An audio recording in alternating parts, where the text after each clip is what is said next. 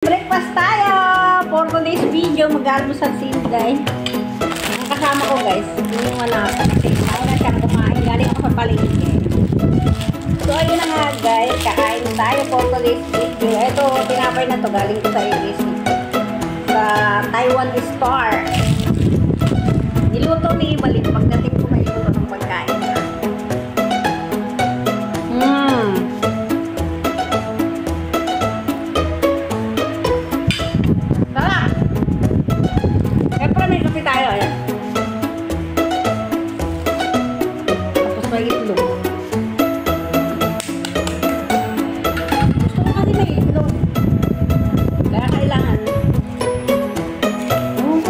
Paborito ko itlog. Sorry naman. Itlog is my life. Ay. Ayan. Sarap. Balik pa kayo naman si mama. Gutom na yata.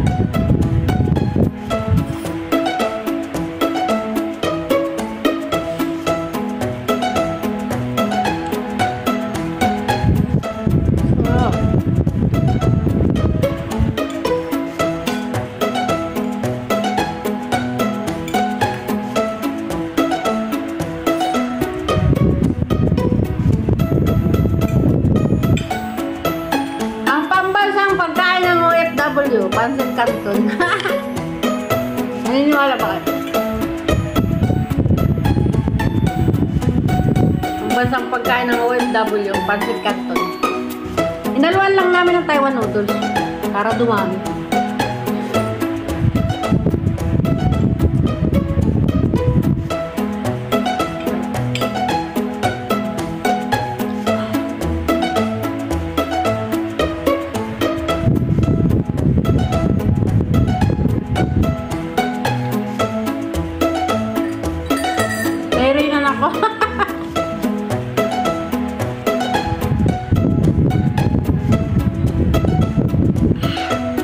Kaya hindi mo mawala yung kape sa tabi ko kasi mahiri na talaga ako.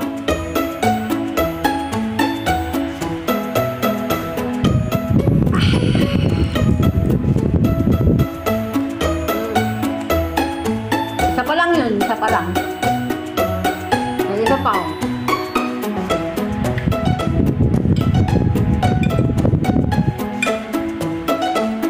Mukbang ng Pansit Canton.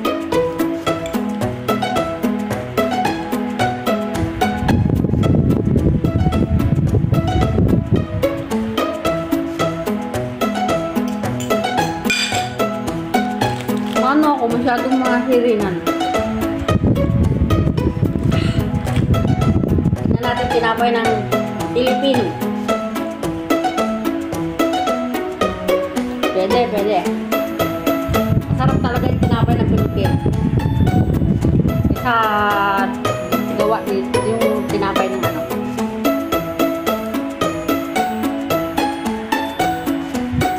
Sarap.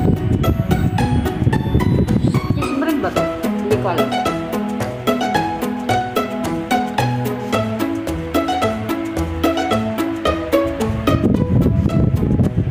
Alam nyo guys, naggalang ko sa palengke. Nagbili akong saging. Yung hinog ng ganito, 10 lang ang kilo. It's mean, kung sa Philippine peso ay 18. Tapos yung medyo green pa na hinog na, 17 ang kilo. Kaya dalawang klase yung binili ko. Mura na sa akin dito. Grabe.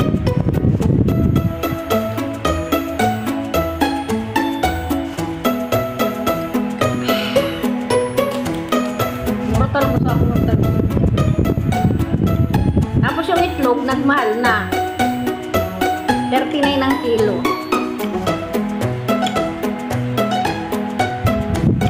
Yung dating 32, 34, ngayon 39 ang kilo. Mahal na.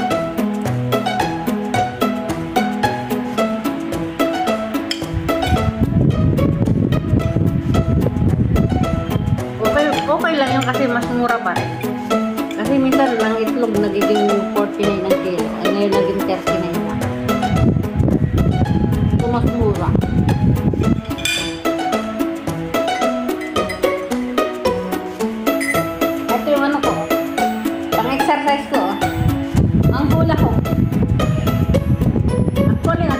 muna ako kaninang umaga. Pagkagising ko.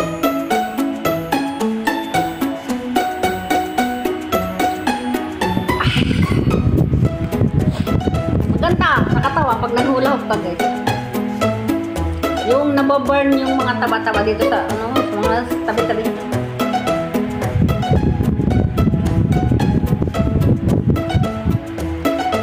Magugulap na lang kayo.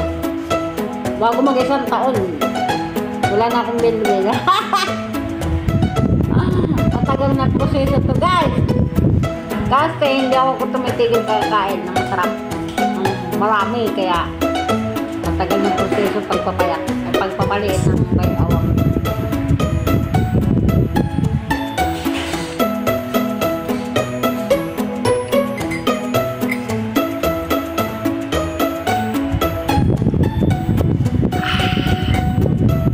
Eto, almusal tanghalian ko guys. Kasi ang oras na ngayon ay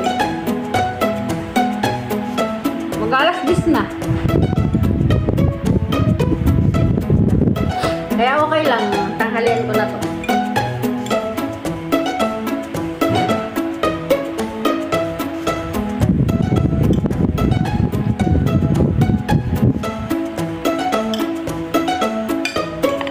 Damihan ko na yung kain ko kasi hindi na magtanghalian.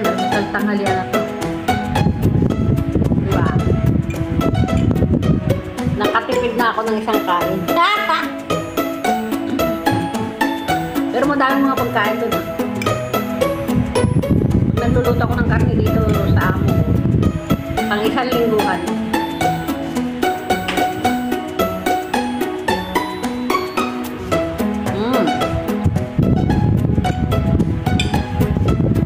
Hindi pwedeng walang katabing ano.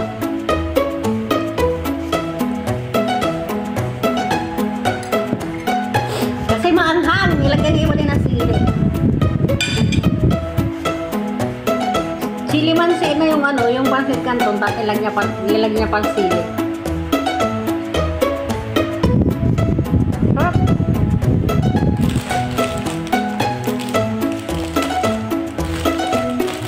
Magkano ba ito sa Philippine store? Pinoy store. Sa 25 pa lang. Taiwan dollar, 35. Ang mahal, 4 lang. Oh my God. Grabe. Kano yun?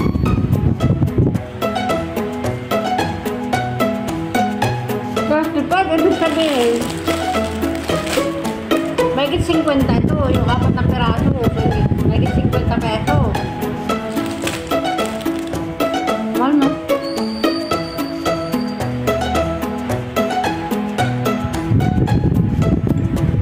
Kainin mo yung iyong pera. Hindi ka makakain ng Taiwan.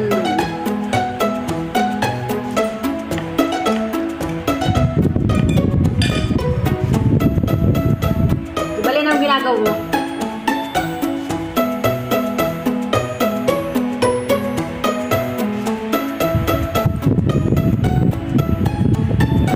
Sarap naman siya kahit mahal. Hindi ka lugi sa $35. 4 na piraso, 35 Taiwan dollar.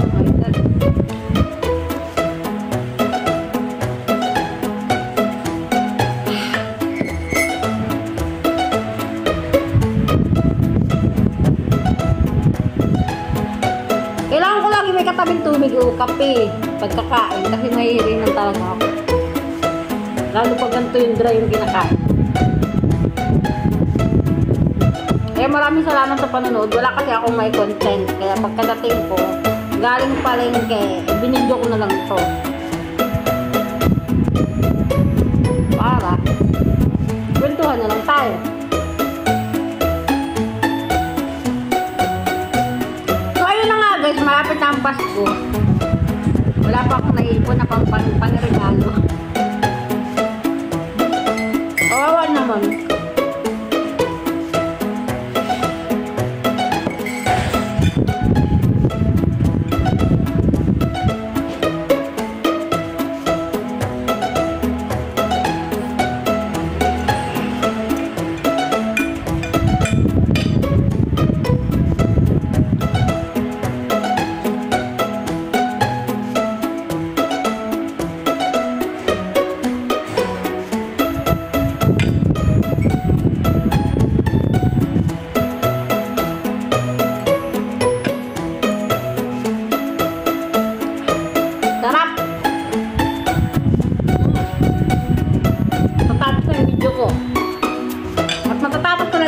kinakain ko. Ayan, maraming salamat sa nanood.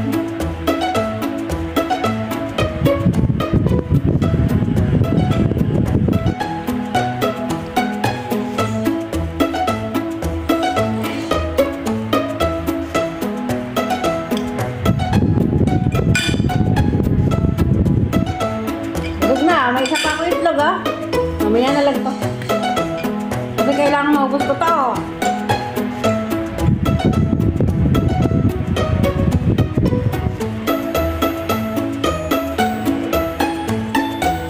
Yummy!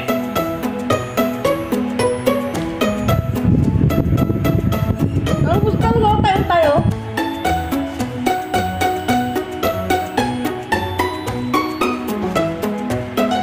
Kaya mo talaga, hindi nagbigay ng tinapay. Nakita niya kasi tinapay ka. Hindi siya namigay. Madaya si Amo.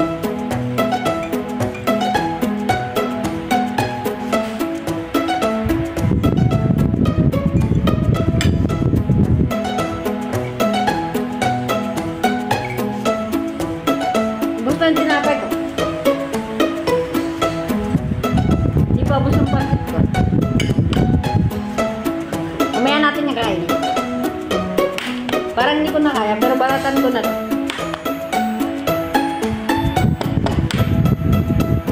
Aba, ayaw. Hey. Ayaw, maraming salamat. Tapos nang kumain si Inday. Thank you guys. Yan, may tira pa. Maya-maya ako ito kakainin. Tapos may kakain pa akong saging. Aba, busog na talaga ako, guys.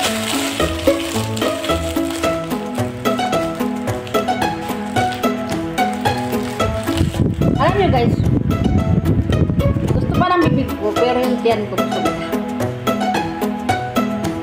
Nung ginawa mo, ibalin. Pakainin mo na si mama, gutom na.